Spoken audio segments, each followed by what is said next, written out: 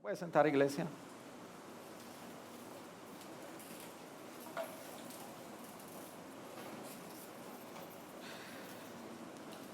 Y quiero aprovechar la coyuntura porque hoy oficialmente podemos decir que nos visita el pastor Carlos Cajía de la Iglesia Bíblica La Comunión, con su familia.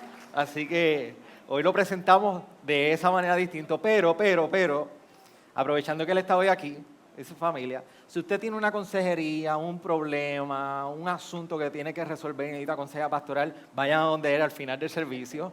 Saquémoslo de jugo el último día, tenemos una ñapa adicional, pero son de la casa, pero realmente nos complace que estén con nosotros y queríamos que ellos estuvieran en la celebración de los 8 años. Así que gran parte de la historia de la iglesia, ellos son parte de ello. Así que queremos celebrar eso. Allá estaremos entonces a final de mes con ustedes. Ahora, digo eso porque la semana pasada nosotros estuvimos hablando de Mateo 28 y fue un momento donde reflexionamos acerca de la resurrección en cuanto a la gran comisión. Hablamos que las palabras de Jesús en Mateo 28 iban en el contexto de lo que fue la resurrección. Si Jesús no hubiese resucitado, te quiero ver a ti. Si Jesús no hubiese resucitado, realmente de nada hubiese servido o ningún motivo tendríamos nosotros por corregir en la gran comisión. Y una de las cosas que nosotros dijimos es que el poder de la gran comisión o el poder en la gran comisión es el hecho de que Jesús mismo por su resurrección nos recuerda: yo estaré con ustedes todos los días hasta el fin del mundo. La resurrección de Cristo lo cambió todo y lo cambia todo y lo sigue cambiando todo. Por eso hoy en el título del sermón, la verdad que lo cambia todo. Y está muy explícito en este pasaje que nosotros estamos viendo por la siguiente razón. No solamente necesitamos el poder de la resurrección y ser recordados acerca de ello para cumplir la misión dada a la iglesia, sino para también permanecer como iglesia y ser iglesia aun cuando cumplimos 8 años. Porque el hecho de que hayamos alcanzado 8 años no responde aún la pregunta: ¿cómo permanecemos? Hoy nosotros podemos responder muchas razones de cómo hemos alcanzado 8 años. Pero la pregunta es: ¿cómo podemos continuar 8 años más? Y déjeme decirle que cada vez que yo recuerdo, y cada año que pasa, y cada momento que yo veo de lo que el Señor está haciendo en medio nuestro, yo le digo: Señor, a la verdad que ese eres tú, porque si hubiese sido yo, no existiera iglesia. Y si fuera por el pastor Félix, pastor Israel, pastor Carlos, pastor Joel, todos los que han sido parte del liderazgo pastoral y de los diáconos, nada hay en nosotros que pudiera dar la permanencia de la iglesia. Créame. Créame. Han sido más las veces que la hemos podido ensuciar que lo otro. Por eso es la gracia del Señor en medio nuestro. Y es la misma obra una y otra vez con nosotros. Entonces, ¿por qué predicar de 2 de Timoteo 2? Capítulo 2, versos 8 al 13. Mi hermano, ¿porque es el sermón que había? No. Porque la realidad también es que hay un mensaje central aquí que es necesario para la iglesia luego de 8 años. Y déme darle un poco de contexto en la epístola que nosotros encontramos, porque esta epístola no se ha predicado aquí en la serie expositiva. Hemos predicado 1 de Timoteo cuando se ha tratado de ordenar ancianos y poder reconocer diáconos entre nosotros y el orden de la iglesia. La primera epístola de Timoteo, Pablo lo que ha hecho es, prácticamente lo que hace Pablo es decirle a Timoteo: Timoteo, la iglesia debe lucir así. Y ese capítulo 3 es esencial porque después de esos versos 13, 14 y 15, Pablo le recuerda a Timoteo que la iglesia es la columna y baluarte de la verdad. Y una de las cosas que desea Pablo hacer en ese momento es poder decirle a Timoteo cómo debemos comportarnos en la iglesia. Y este es el reto de esta generación moderna, que piensan que la iglesia es de todo menos un lugar donde sabemos cómo comportarnos. Pero la realidad es que cuando asociamos el hecho de esa pregunta de cómo comportarnos, lo asociamos simplemente con un comportamiento humano, Pero Pablo está hablando de cómo luce el liderazgo de la iglesia, cómo luce la estructura de la iglesia, cómo debe proceder los miembros de la iglesia, quiénes son partes de una iglesia y quiénes no son partes de la iglesia local. La Iglesia Universal del Señor, el Señor ha salvado y sigue salvando gente de toda denominación, gente de todo lugar, de todo país, de toda lengua, pero también el Señor ha establecido iglesias locales como la nuestra, que celebramos 8 años. Y una de las cosas que hace el Nuevo Testamento es que no es silente, no está callado el Nuevo Testamento acerca de cómo debe lucir la iglesia.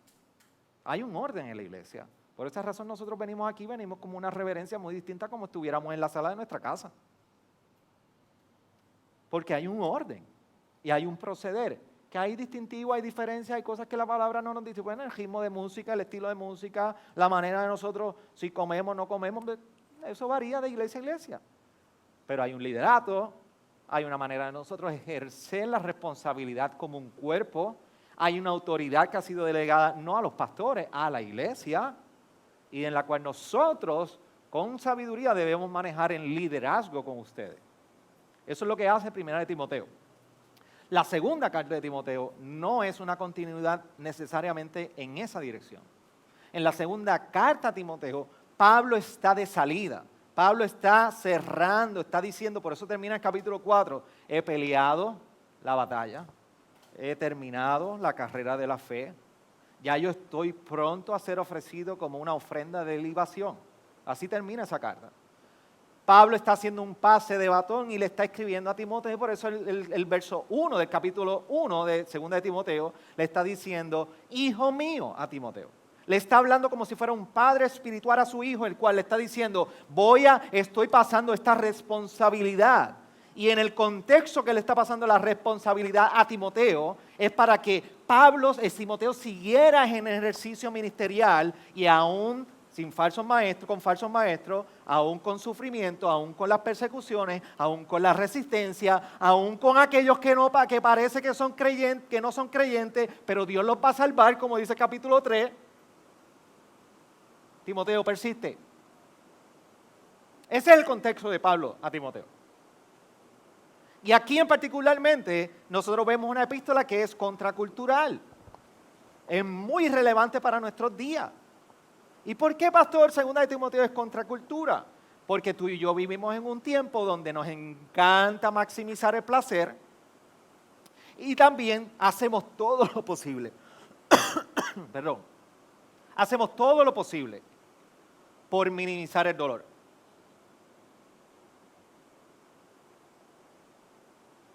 El primer dolor de cabeza que tenemos, vamos rápido a 2 pastillas.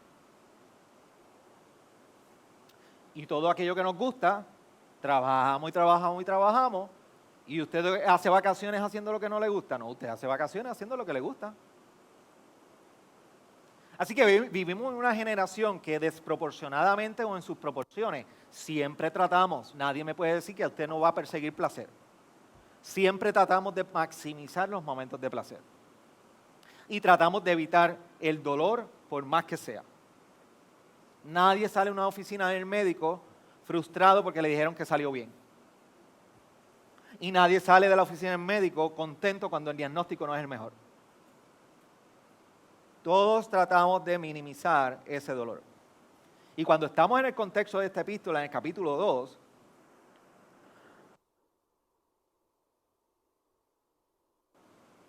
ese verso 3, Pablo viene haciendo una invitación a Timoteo. Le está diciendo, sufre penalidades conmigo como buen soldado de Cristo Jesús. Gracias, Jim. Hay una invitación de Pablo a Timoteo.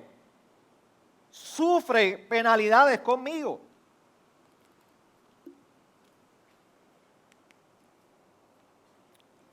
Gracias, Pilito. No es que mi esposa no me ame, es que aquí hay hombres bien serviciales y se mueven rápido. Ese verso 3 es contracultural. Ahí tengo que aprovechar, tú sabes. El verso 3 es contracultural. Reta las suposiciones tuyas y mías. Reta las suposiciones de nuestros días. Porque tú y yo no estamos alambrados como para venir todos los días, venir a la iglesia, estar en nuestra vida, vivir nuestra familia, vivir nuestros matrimonios, vivir nuestras crianzas, vivir el ministerio y que simplemente nos esté invitando a sufrir penalidades. Entonces, esto reta las suposiciones de estos días. Cuando usted sale de este lugar y cuando usted viene a continuar y dar vida y continuar su vida laboral y en esta sociedad, usted vive consistentemente ahí. De hecho, aún las expectativas ocasionalmente, cuando estamos dentro de la iglesia, pensamos y suponemos que no va a haber problema. Que no va a haber problema. Es como si fuéramos al hospital y a usted va y el hospital le da asco, pero ¿qué usted espera? ¿Qué usted espera? Si es una sala es un lugar de enfermos, lo más que hay es bacterias, virus, vómito y todo eso. Cuando llegamos a la iglesia del Señor es igual. Aquí hay pecado y lo hay de sobra. Porque aquí todos somos pecadores que hemos reconocido que pues, estamos perdidos si no fuera por el Evangelio. Pero usted y yo estamos alambrados en nuestra naturaleza pecaminosa para esperar el placer y maximizar la falta de dolor. Y esta es la realidad de lo que es la vida de familia. Su familia usted no tuvo la oportunidad de escogerla. Su familia inmediata, sus padres, sus hijos, sus hermanos, sus primos. Hasta la esposa y el esposo que usted tiene lo escogió el Señor. Y usted piensa que lo escogió. Y quizás ahora usted dice, ahora entiendo, pastor. Y somos así. Porque tenemos suposiciones que van en la dirección de lo que nosotros preferimos. Y no necesariamente de cómo debemos vivir nuestros días. Entonces, ¿qué sucede? Que vivimos en ese entorno, vivimos en ese contexto, vivimos con esas suposiciones y permitimos que esto nos distraiga de realmente lo que es esencial. Nos distrae entonces de nosotros poder entender qué realmente necesitamos. Porque en esa búsqueda del placer y en esa búsqueda de evitar el dolor, la pregunta es, ¿qué realmente tú y yo necesitamos? Y la respuesta básica a la vida cristiana es, tú y yo necesitamos a Jesús, más nada. Tú y yo necesitamos a Jesús, más nada. Entonces, ¿cómo que una invitación al sufrimiento? Esto suena como una invitación al masoquismo, a ser pesimista. No. Lo que 2 de Timoteo está trayendo como respuesta en este momento es la respuesta a la pregunta de cómo tú y yo debemos participar en los sufrimientos. ¿Cómo? Y la respuesta a la pregunta es cómo podemos permanecer fieles en las dificultades. Y la respuesta es sencilla. Si hay algo que se debe llevar de este sermón es sencillo. Acordándonos de Jesucristo resucitado de entre los muertos. Este es precisamente el mensaje que está compartiendo Pablo a Timoteo. ¿Y por qué debe Timoteo recordarse de Jesucristo resucitado? Porque precisamente el principal llamado y la principal aplicación de todo este pasaje que hemos leído no es a la iglesia, es a un pastor. Yo quiero que usted entienda que cuando usted lee 2 de Timoteo, la segunda epístola de Timoteo, la primera aplicación que hay aquí es a pastores, no a la iglesia. Y dice, pastor, ¿para qué la está predicando?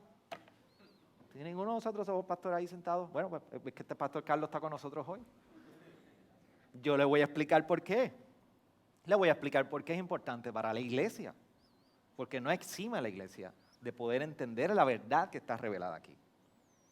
Lo primero es que la resurrección es real. Y tú y yo lo hemos visto, vemos en muchas ocasiones la resurrección como una simple doctrina o una simple verdad que debemos conocer e identificar en la palabra. Pero la resurrección es una realidad para todos, sea pastor o no sea pastor. Y el simple hecho de nosotros saber que la resurrección es una realidad pone a Jesús donde está. En nuestra mirada, coloca a Jesús donde Él está. Es en su trono, y como predicamos de Apocalipsis 4, gobernando desde su trono, y lo mejor que tú y yo necesitamos, si usted me ha escuchado en la cantaleta muchísimas veces, lo más que necesitamos en muchísimas ocasiones es una visión de un Dios que está en su trono, ejerciendo toda su soberanía, toda su voluntad sobre toda circunstancia y sobre tu vida.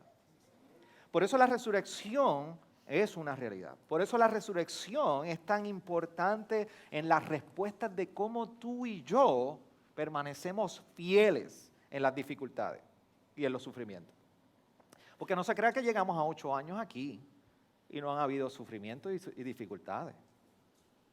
Si usted llegó hace menos de un año, pero los que están desde 5, 6, 7 años atrás, saben que el crecer de una iglesia va anclado en sufrimiento y dificultades. De hecho, no importa si tienes 10, 20 años, 1 año, 2 años. La vida cristiana es así. La vida cristiana está compuesta de dificultades. Entonces, ¿cómo la verdad de la resurrección lo cambia todo?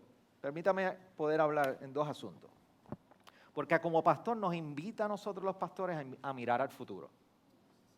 Y primero lo voy a predicar a nosotros los pastores para que la iglesia pueda entender cómo debe participar en ello. Lo primero que hace la resurrección en el ministerio de la iglesia, el ministerio pastoral, es que a nosotros los pastores nos coloca en una posición de mirar hacia el futuro. Porque lo primero es que cambia nuestra visión de en qué consiste la verdadera cosecha.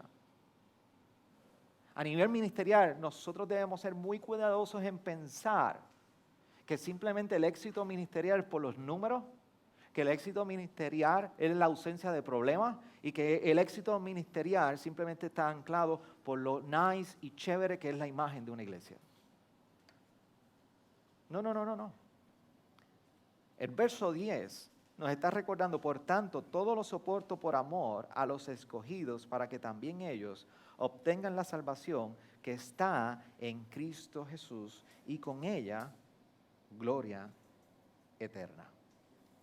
Cambia la visión de nuestra cosecha, de lo que es almas viniendo a los pies de Cristo, porque nos recuerda que sufrimos, pero por la resurrección de Jesucristo no es en vano las dificultades y el sufrimiento que nosotros experimentamos. No es en vano, porque sabemos que de acuerdo a la Escritura, el Señor está comprometido con incluso traer salvación aún en medio de nuestros sufrimientos y nuestras dificultades. Por eso cada vez que nos encontramos en una dificultad, cuidado de pensar que Dios no es capaz de glorificarse en medio de ellas. Cuidado. Pablo le está invitando a Timoteo, le está diciendo, Timoteo, en tu ministerio pastoral, olvida a Jesús y lo que vas a ver es fracaso. Olvida a Jesús y lo que vas a ver es fracaso. Esta cita de Ray Ortlund yo la tengo aquí anotada y dice, es mejor fracasar haciendo lo correcto que triunfar haciendo lo incorrecto. Mejor fracasar en el espíritu que triunfar en la carne. Semejante fracaso todavía contribuye a la gran batalla que se libra en los lugares celestiales en vuestra generación. El poder de la resurrección, Pablo mismo lo menciona en su epístola a Éfeso. En ese capítulo 1 y ese verso 19, cuando Pablo está pidiendo oración por la iglesia de Éfeso, dice, mi oración es. Y ese verso 19 y ese verso 20, en palabras criollo, lo que está diciendo es que podamos comprender la eficacia de ese poder que fue capaz de levantar a Cristo de entre los muertos. O sea, lo resucitó, que está para con nosotros. Y lo hablamos la semana pasada en Mateo 28. El mismo poder que levantó a Cristo de entre los muertos, Pablo nos recuerda que está para con nosotros. Por eso, aún en las dificultades, ese poder manifestado por nosotros, en nosotros y a través de nosotros, lo cambia todo. porque puede tornar en un sufrimiento, una dificultad, hasta el hecho de que alguien pueda venir a los pies de Cristo. Por eso cambia la visión de la cosecha. Lo segundo es que cambia la visión de nuestra esperanza. Por eso en ese verso 11 al 13, Pablo hace un recurso poético y dice que si morimos con Él, también viviremos con Él. Si perseveramos también, reinaremos con Él. Si lo negamos, Él también nos negará. Si somos infieles, Él permanece fiel, pues no puede negarse Él mismo. La pregunta de nuestros días siempre va a ser, ¿dónde está nuestra esperanza? Siempre va a ser, ¿dónde está nuestra esperanza? Y a veces no lo pensamos tan seguido como debiéramos pensarlo hasta que llegue el día malo. Y si usted como yo, que se habla a sí mismo, y dice, Xavier, ¿dónde? Xavier, háblate, dite algo, predícate a ti mismo.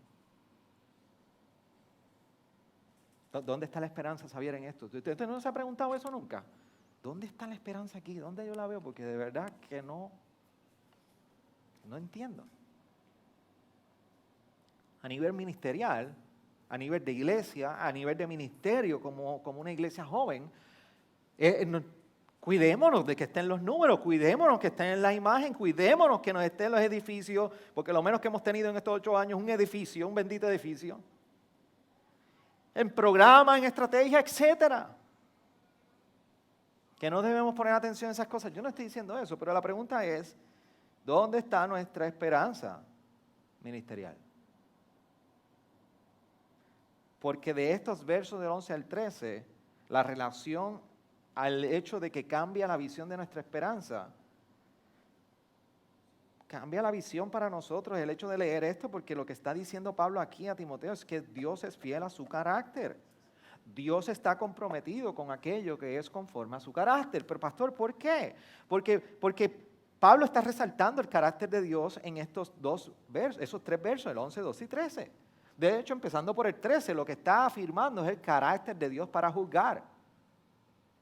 El hecho de que si no eres fiel, no estás en Él, dice ahí que Él no se va a negar a Él mismo. Él va a permanecer fiel. Y algunos lo piensan que es que cuando tú aflojas la rodilla, Él es fiel para rescatarte. Sí, pero esto no es el contexto de ese pasaje. En ese pasaje está diciendo que aun si somos infieles, Él va a permanecer fiel para juzgar. Él va a traer juicio. Él va a juzgar. Dios es fiel a su carácter.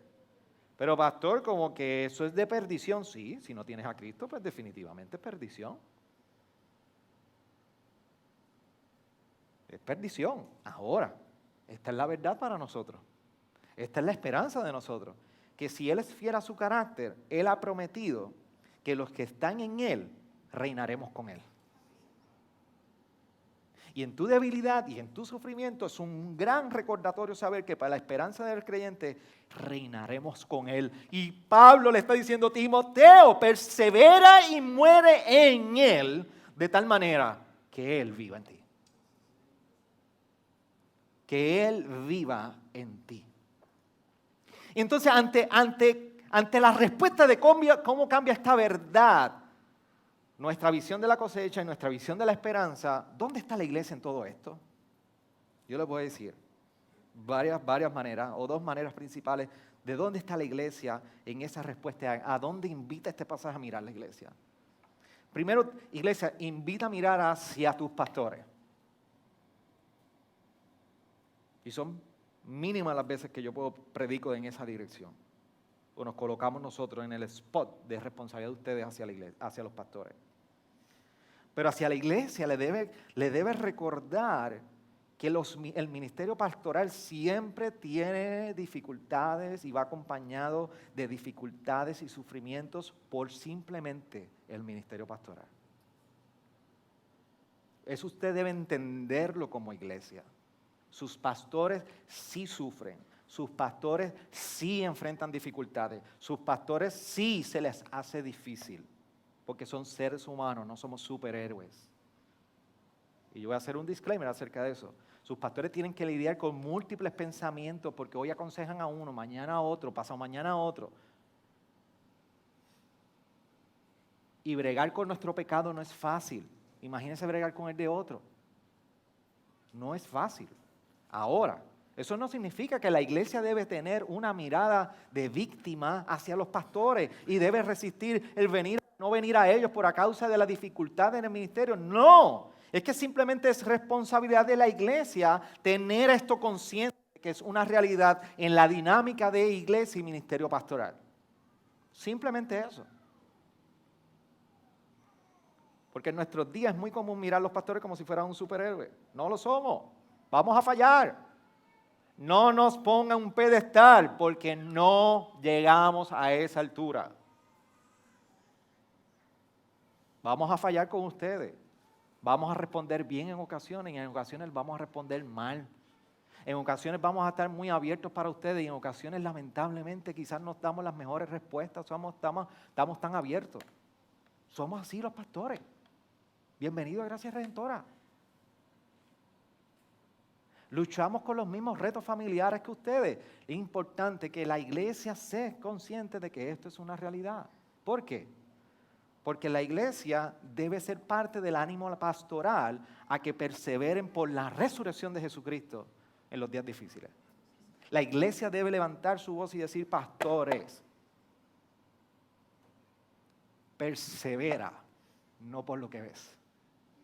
Persevera porque Cristo resucitó de entre los muertos. Entonces recordemos el poder de la resurrección a nuestros líderes. No solamente a los pastores, diáconos, todos los que estamos. Recordemos el poder de la resurrección a nuestros líderes. Este es el recordatorio de Pablo a Timoteo y le dice, Dios se va a manifestar, Dios se va a glorificar en la resurrección, pero solamente acuérdate de la resurrección de Jesucristo de entre los muertos. Acuérdate, eso es suficiente. Aquellos que fueron parte de la generación de los late 80s o finales de los 80 y los 90, se pueden recordar muy bien del programa Contra el Reloj. Y la mitad de esta iglesia no sabe de qué estoy hablando. Pero no me importa, voy a compartir lo que es. Pacheco. Y cada sábado en la mañana, allí estaba Contra el Reloj con Pacheco. ¿Qué falta hacen esos programas? Y Pacheco, para no delatar, ¿quiénes no son generaciones de Pacheco? ¿Quiénes no fueron parte de Pacheco?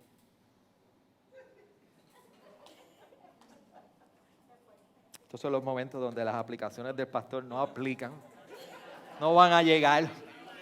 No van a llegar, pero deme instruirlos, mis hijos. Deme instruirlos en la verdad. Generaciones de Bluey y más acá. De Pokémon, Bluey. Cuenta la leyenda que esas generaciones antes de los 90 fueron instruidos en la televisión puertorriqueña por grandes programas que nos instruían, nos recordaban las vocales, nos recordaba la gramática, la ortografía y la valentía. Porque ese programa Contra el Reloj era un programa en vivo, donde traían niños de escuelas a competencia y los niños tenían una serie de obstáculos que cumplir o llevar a cabo. Y había un moderador que se le decía Pacheco, muy conocido, que falleció en el año 96. Pero fue muy, muy, muy importante la generación de la niña puertorriqueña de esa generación. Así que si tienen 30 o más, posiblemente usted vio a Pacheco. Y Pacheco era un animador con un sombrero muy particular y siempre era muy amable con los niños y una de las cosas que hacía es que los niños tenían que tirar bola, tumbar, pasar ciertos obstáculos. Y había algo bien peculiar, que la animadora que estaba con el niño acompañando en cada evento, cuando ya estaba la cosa que parecía que el niño no iba a poder terminar el obstáculo, terminar el reto, empezaba a incluir al público y le decía, ánimo, ánimo. Entonces, usted escuchaba por la televisión que iba subiendo un tono de una multitud diciendo, ánimo, ánimo, y el nene tomaba ánimo y terminaba. Y terminaba el evento. Pero usted podía escuchar, era bien palpable la audiencia, ánimo, ánimo, ánimo, ánimo. Y mis hermanos, yo creo que ese es el error de la iglesia aquí. Hay momentos que necesitamos escuchar la voz de la iglesia diciendo, ánimo, ánimo, para el ministerio. Pero no solamente de la iglesia hacia los pastores, es que también de la iglesia hacia sí misma, hacia ustedes mismos como cuerpo. Ustedes son llamados a recordar en las dificultades que Jesucristo resucitó de entre los muertos. Entre ustedes mismos, iglesia, nosotros todos, incluyendo los pastores y líderes como parte de este cuerpo, tenemos la responsabilidad mutua de recordarnos que Jesucristo resucitó de entre los muertos. Porque hoy tú y yo celebramos 8 años de plantación de esta iglesia, de fundar esta iglesia. Y podemos celebrar 8 años más, Dios quiera. Pero solamente nosotros podemos encontrar en un contexto como el de hoy por un detalle, por uno nada más. Porque Cristo resucitó de entre los muertos. Entonces, como iglesia, no siempre estamos en sufrimiento. Vamos a ser honestos. Hay buenos años, ¿verdad? Que usted dice, este año fue bueno, pero este año, una Caribe del Oriente. Pero cuando a cada uno de ustedes y a cada uno de nosotros nos toque el reto de los obstáculos en la vida y te toca estar en contra del reloj en un momento dado de tu vida, lo mejor que podemos hacer como iglesia y lo que yo espero y es mi petición delante del Señor es que nuestros labios, nuestras bocas, nuestra disposición como corazón, como iglesia, de uno al otro sea cada vez más pronto a decir, ánimo, ánimo, ánimo, ánimo. Que nosotros como iglesia nos podamos distinguir cada vez más, porque cuando nos toque ese turno contra el reloj, podemos gritarnos uno a otro, ánimo, que esto no acaba aquí, ánimo.